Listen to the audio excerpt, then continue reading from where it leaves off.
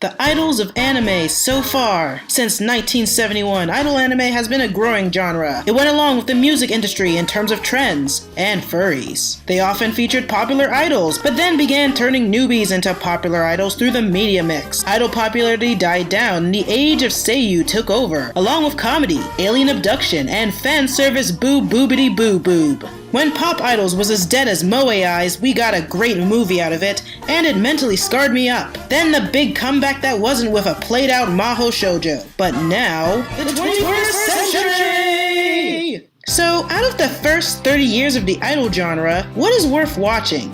Here are the top 8 idol anime of the 20th century. Some ground rules for this list. 1. A majority of the show had to be released legally, or illegally, to be judged. Meaning, while Eriko only had half of it fan-subbed, there's enough of it to know whether it's really good or not. I can't put Yoko So Yoko or Kimama ni Idol on the list simply because I can't rank it or judge it due to the lack of a sub. I kinda wish I could put in Yoko So Yoko because, look at this.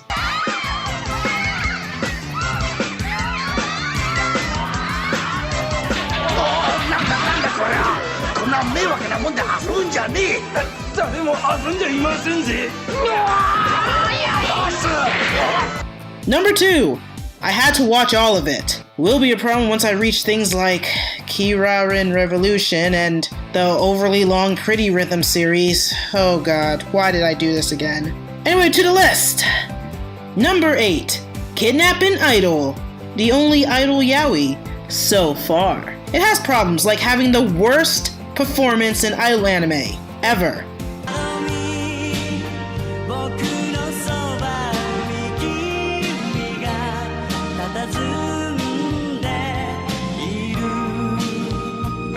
Animation is hard. Let's just use pictures. It's okay to watch until we get King of Prison to double-click your mouse to. While it lacks the requirement of at least 40% squee material and has a rapey antagonist, the basic shonen ai story is there. At least we could still make fun of this amazing performance. Number 7. Fancy Lala. God, I didn't even want to put this on here. But while I spent a lot of the episode complaining like so, he wanted to be retro and make some horrible mutant using Creamy Mami and Pastel Yumi, but it didn't work. It doesn't work. What was that with the dinosaurs? I did say it was different for magical girls at the time, and it was refreshing for what fans it got. And yeah, you could say this was the fault of the cancellation that ruined what it was building to, but at the same time, maybe if it wasn't so boring and you did more of the magic part in the freaking dinosaurs, and it maybe it'd be interesting. But I digress. Anyway, while we will never know what was up with those gremlin-looking dinosaurs, and knowing that Reiko Omori spent several minutes strangling cats on a microphone, or as the Japanese called it, singing, it did have some good highlights.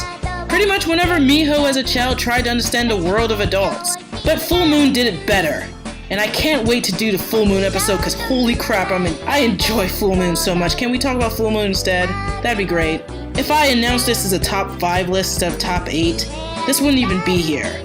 Next, number 6, Idol Project. This is funny, but mostly because all the comedy is derived by the tragedy of one character never getting to audition and then gets wrapped into alien abductions and space McDonald's and saving the world and boobies. This is a solid good number 6 because of the dynamic animation and that 90s style. And yeah, it has shallow character and the plot is just what crazy thing is happening and no real character development, but it's a fun, short 4 OVA thing. And it has many legendary seiyuu to back it up, if you're a big seiyuu fan that is. Number 5, Chokusei ni Narisou. This is one of the most funniest shows in idol anime, and it really needs to have the last 19 episodes fan sub now. Now. Or Crunchyroll, you're grabbing stuff up, grab this. This is built on mostly physical comedy, but it also has great jokes and silly situations, as well as ton of idol hijinks. And the occasional sitcom misunderstanding or weird character quirks being a thing. Ranma 1/2 fans would enjoy this show. I just wish it was finished. A lot of it is on YouTube, so go watch those. Number 4. The more I want to talk about Idol Defense Force Hummingbird, the more I want to mention that Ace Combat and Idol Master actually teamed up for a game. Yeah, someone told me in the comments. What the hell? But anyway, weak first episode aside, the character development, the rising stakes, and still being a story where an idol group becomes famous were balanced. Well, except for the first episode. Screw that first episode. But also it replaced the mom from each episode like a TGIF sitcom. But yeah, girls riding around in frickin' planes. This is the first in the tradition of idols that ride mechanical objects into battle. Plus it gets a solid 4 for just having the music videos with each OVA. Number 3. Legendary Idol Eriko. It's the most drama you can fit in a series. It's almost so much you need a break, but it lends itself well to being binge-watched so hard. It's because you want to see what's happening next. It's like meant for Netflix, the way it's binge-worthy. Also wondering how the world will further crush Eriko's sweet innocence in new ways. Again, I plead to the fan subbers to finish this once and for all, or for Crunchyroll or someone to pick it up, but it's so old it probably is not gonna happen. It's a great series, and while it has the problems like the voice dissonance between the singing and voice acting, the story more than makes up for it. Number 2. Perfect Blue. Okay, you're probably wondering why isn't this number 1? It's pretty perfect, pun intended. The movie is excellent and is easily one of the ones that stand out in the genre. But I picked number 1 for a reason. Let's just say this is really close up there. It's a good movie about a retired idol, a stalker, and weird nightmares mixing reality. The real justice to explaining this was in the episode itself, but I warn you, it's not for viewers under 18. Maybe let's go as low as 16, but not younger than that due to some elements within the story. The beauty of it is in the editing and the compositions, the visual interest that helps the story, and it earned its place here. So, with all that said, what's number 1 then? Number 1. Magical Angel Creamy Mami. If I ranked every idol anime ever, which I eventually will, Creamy Mami would be in the top 5. Why is it number 1 of the 20th century? It has the ability to captivate that nostalgia for your childhood. It's a timeless story. It's a comedy. It has character development. The sweet, cute character design and 80s pastel palette. The singing and the voice performance of Takako Ota was excellent for a new idol.